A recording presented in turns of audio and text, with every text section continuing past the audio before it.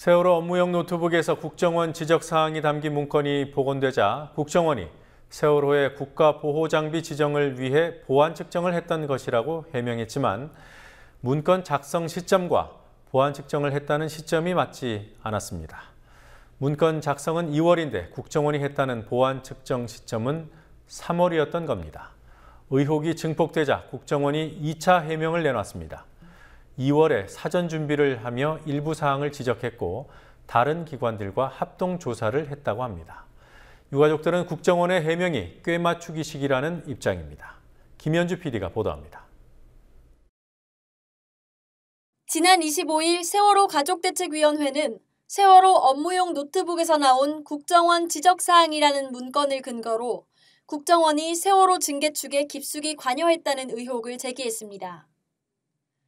그러자 국정원은 즉각 해명 자료를 내 자신들은 지난해 3월 18일에서 20일 세월호의 국가보호장비 지정을 위해 보안 측정을 했을 뿐이며 이는 세월호가 징계 축 후 첫 출항한 3월 15일 이후라고 해명했습니다.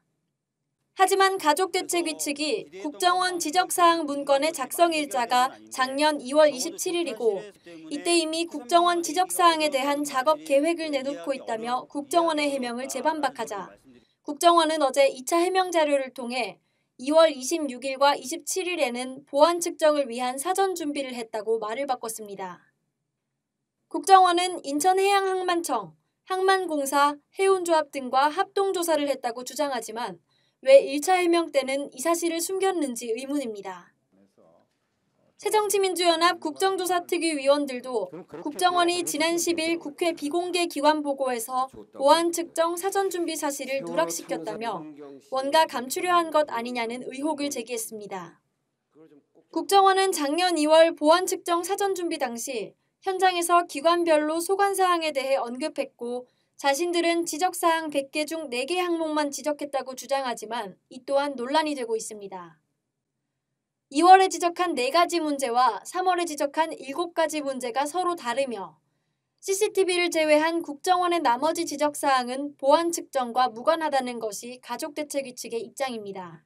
국정원이 3월 18일부터 20일까지 실제 본 보안 측정할 때 지적했던 내용들이 나와요. 그 내용이랑 그 예비 조사했을 때 나온 내용이 CCTV 말고는 같은 게 하나도 없어요. 중요 보호시설의 파괴라든가 뭐 기밀 유출이라든가 이런 것들을 방지하기 위한 얼마나 그 보안 수준이 높게 돼 있느냐 이거를 지금 측정하러 가는 건데 그런데 나가서 실제 조사한 건 예비조사라고는 하지만 전혀 상관없는 얘기들이 뾰루룩 기재되어 있는 거잖아요.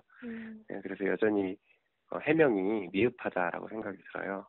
또 직원 휴가 계획서, 작업수당 보고서 제출 등 나머지 사항은 같이 간 다른 기관에서 제기한 사항이라는 국정원의 주장에 대해 김용민 변호사는 다른 기관들과 함께 나갔다면 굳이 국정원 지적사항이라는 제목을 달지 않았을 것이라고 반박했습니다. 한편 국정원이 세월호 징계 축에 관여했다는 가족대책위 측의 주장은 보수 언론 조선일보, 중앙일보, 동아일보 지면에서 찾아볼 수 없었습니다.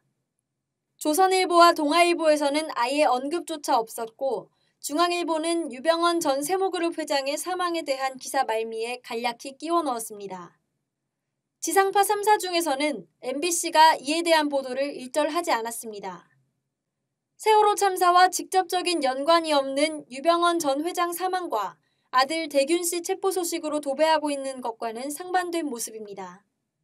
국민TV 뉴스 김현주입니다.